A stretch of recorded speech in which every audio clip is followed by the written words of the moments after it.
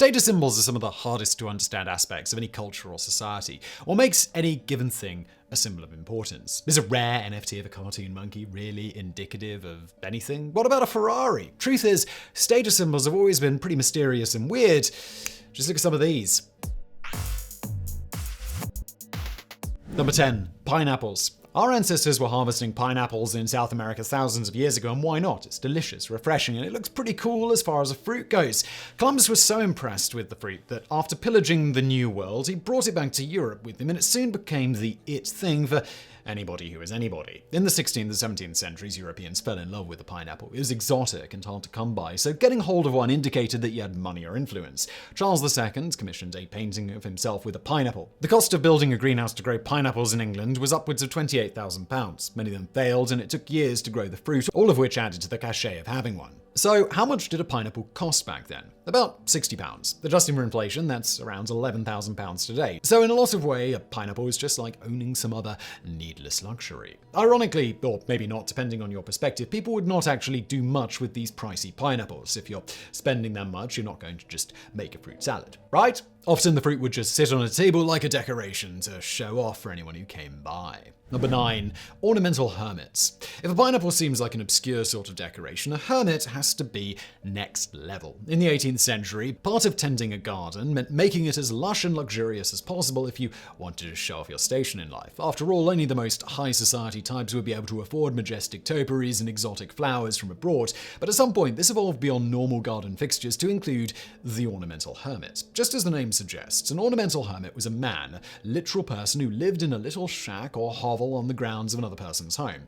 Think of a garden gnome, only in real life. These men would dress as druids, grow long beards, and essentially look like your own personal Gandalf. They also didn't bathe, just to complete the illusion. The hermit was not to speak with anyone for a period of 7 years. They just lived there, not bathing and looking the part. The trend evolved from the idea of Roman Emperor Hadrian having a single-person retreat at his villa, something that was later adapted by Pope Pius IV. And by the 18th century, people just decided that having a lone hermit was in keeping with more of an emotional ideal of the melancholy. That is to say, they exemplified introspection and somberness, feelings which were valued at the time and apparently best appreciated in living, breathing form. Only the most wealthy of people could afford to hire such a person to live like this, and thus one of the most bizarre status symbols ever was born. Luckily for the would-be hermits, the trend didn't last long. Number 8. Men's high heels. These days, high heel shoes are almost exclusively sold to women. People would arguably look at a man strangely if they saw him wearing heels because of cultural biases we still hold relating to what qualifies as menswear and women's wear. What's odd about this is that high heels were originally made for men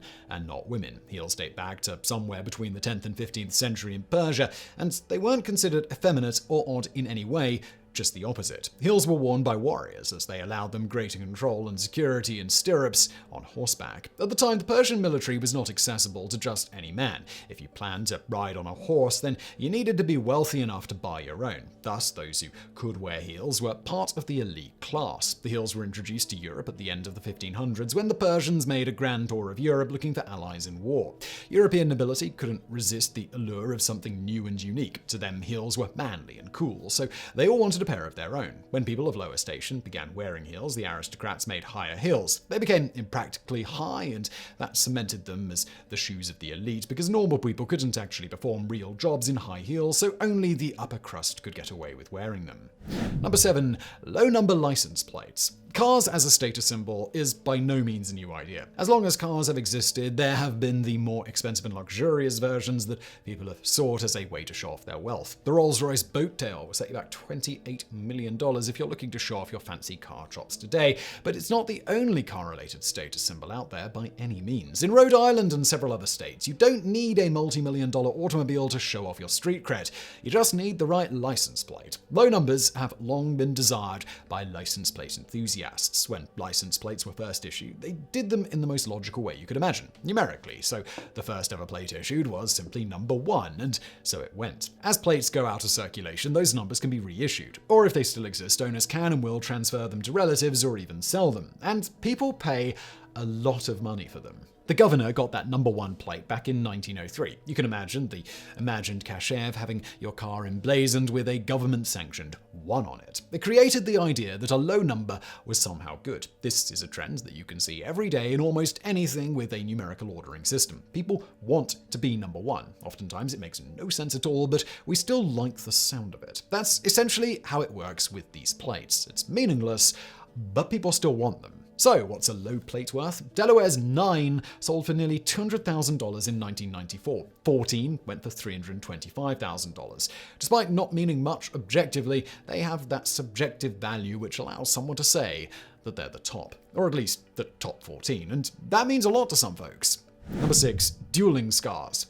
Have you ever heard the saying, chicks dig scars? Juvenile though it may be, there's something to the idea of scars being cool. Maybe not literally, but you can't deny that there is a cultural sort of appreciation for someone who has battle scars or evidence of trauma. Why? Who knows? But you can see it in books and movies all the time. Those scenes where the hero takes their shirt off and dramatically reveals the cuts and holes and tears of a hard life that shows just how tough and admirable they must truly be. The idea that scars are desirable wasn't born in a vacuum of fiction either. In real life, people have pursued scars as a way to show off their own badassery for longer than you might think. A 2008 study shows that women were more attracted to men who had facial scars, but the practice of scarring to be cool goes back further. Germans used to engage in duels ostensibly to get cuts on their faces. This was done by college men in fraternities to show off their manliness. The Nazi Party actually reintroduced the practice of dueling in 1936. The duels were never meant to be malicious or to settle real disputes. They were just sort of like a Fight Club-style battle to prove one's toughness. As you might expect, not everyone was inclined to let an opponent slash them with a rapier. Word is that some men used razors on their own faces or even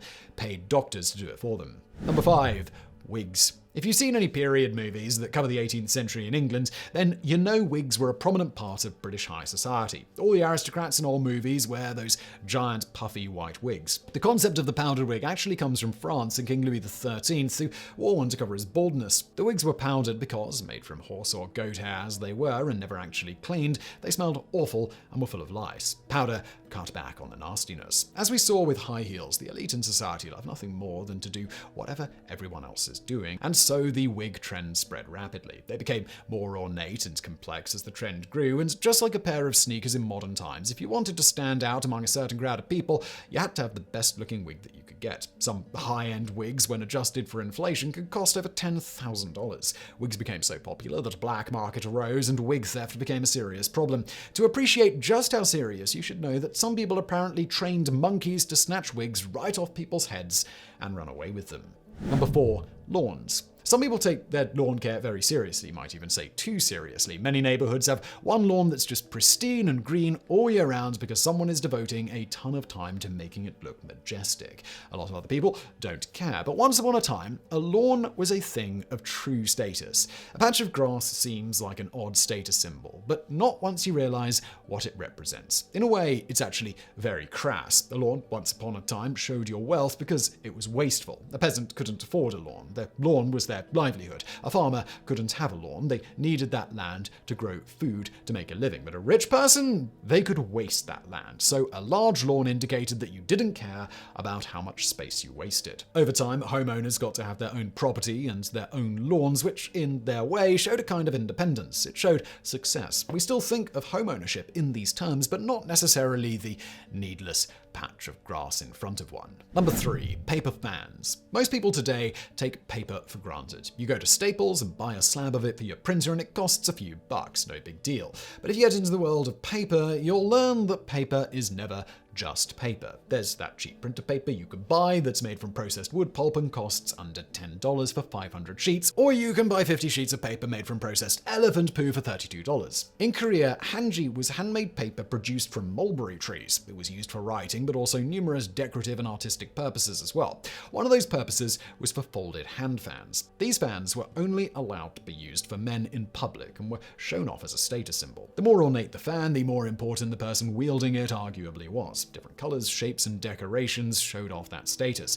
For instance, the more bamboo ribs the fan had, the higher the status. Royalty would wield fans with 50 ribs. Lesser aristocracy might have 40. Number 2. Salt. Of all the seasonings in the world, none is more important to chefs than salt. When a chef says something needs seasoning, they don't mean saffron. They mean salt, and historically, salt has been a big deal. Salt used to be one of the most valuable commodities in the world. In ancient Greece, slaves would be sold for salt. Clearly, it had some serious value, and this extended through much of history. Because of its value, those who could show off salt were also showing off their social status. The true bigwigs of society could afford salt cellars, an ornate container that held salt, and at gatherings and parties, the host would show it off like it was a Porsche in the driveway. At dinner, those of greater status would be seated above the salt, and lesser folks sat further away. Number 1. Pillows.